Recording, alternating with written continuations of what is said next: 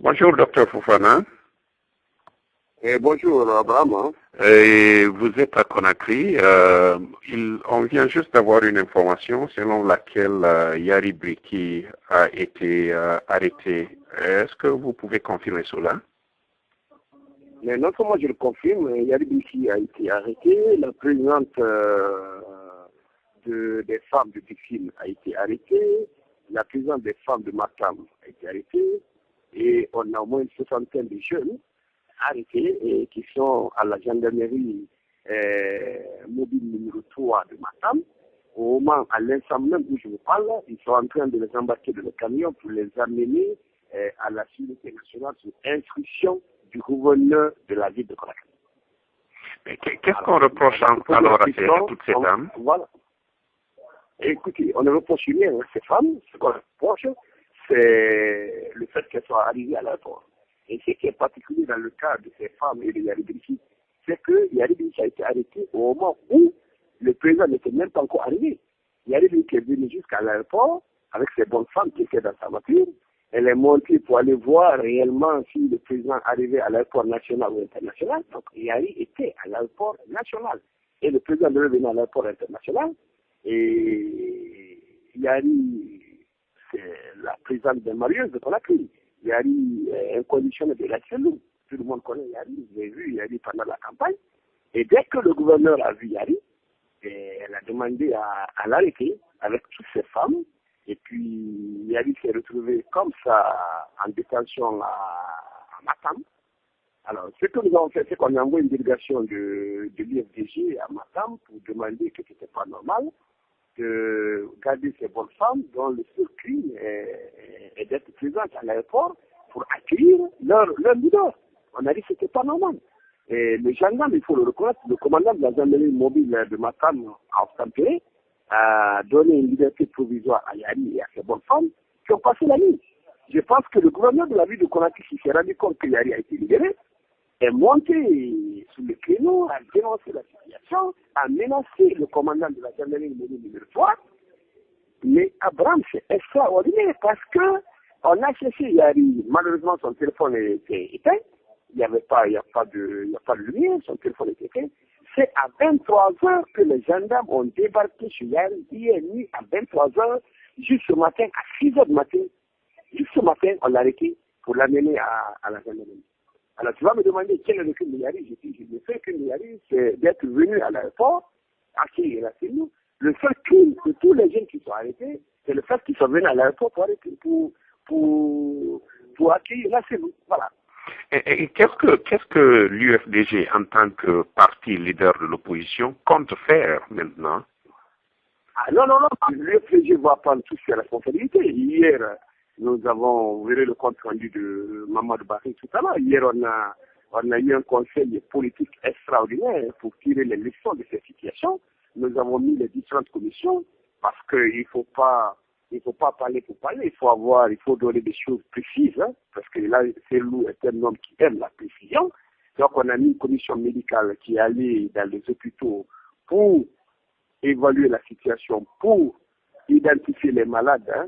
Et nous avons mis une commission qui a sillonné dans tous les commissariats pour identifier le nombre de nos militants arrêtés. Et à partir de cet instant-là, nous prenons nos responsabilités. Moi, j'étais chargé de voir le pool des avocats en tant que actuellement président par intérim de l'FDG. Donc, on a pris contact avec le pool des avocats et nous allons pas nous asseoir. Nous allons prendre toutes les dispositions pour libérer non seulement les militants, mais vraiment que nous allons porter plainte. Alors, il y a eu en fait, une déclaration. Vous venez de mentionner qu'il y a 3 dames des fédérations de Dixine, de Matam et de Matoto qui ont été arrêtées. Est-ce qu'il y a eu d'autres hauts cadres de l'UFDG qui sont arrêtés aussi? Non, il n'y a pas eu d'autres responsables arrêtés, non. Ces bonnes femmes-là étaient avec Yari, hein. En fait, les femmes marchent ensemble. Elles étaient dans le véhicule de Yari, je sais qu'elles avaient été arrêtées avant même que la cellule n'arrive à Conakry. Et les 90% des jeunes qui sont arrivés et qui ont été arrêtés, ce sont des jeunes qui ont été arrêtés dans les quartiers. Ça veut dire qu'il y a une panique au niveau des forces de sécurité. Avant même que la Chine n'arrive, hein, ils avaient envahi les rues le matin de bonne heure. Hein, on a cherché certains jeunes dans les quartiers pour aller les arrêter. Et là, le n'était même pas encore arrivé. C'est-à-dire que ce n'est même pas au cours de la manifestation qu'on a arrêté le maximum. On les a arrêtés bien avant que la CELO n'arrive.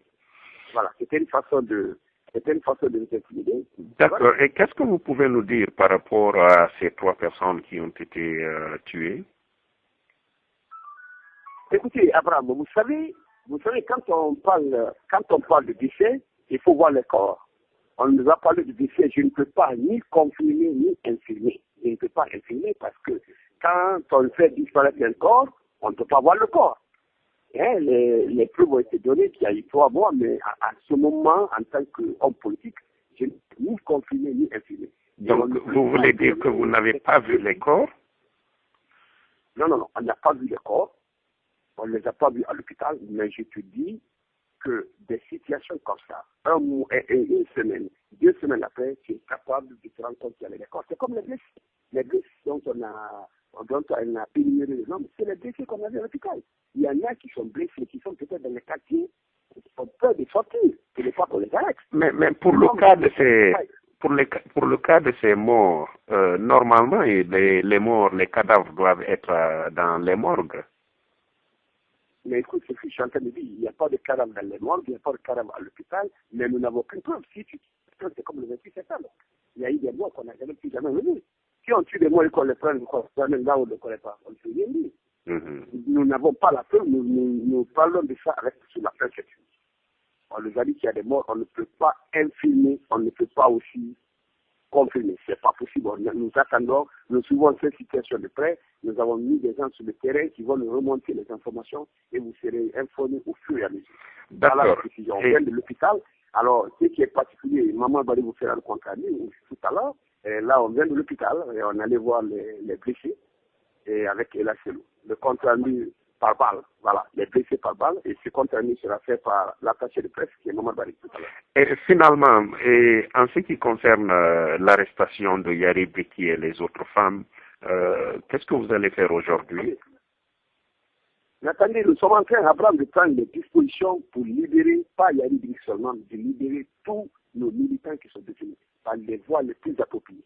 Il y a des choses que je ne peux pas te dire, mais nous avons pris toutes les dispositions. Nous avons déjà préparé une déclaration qui va passer tout à l'heure, qui condamne l'acte barbare, et d'autres parties de l'opposition sont aussi en train de faire leur déclaration.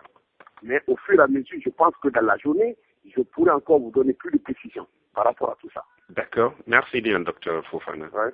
Merci, Abraham. Alors, c'était Dr Fodéoussou Fofana, vice-président de l'URDG.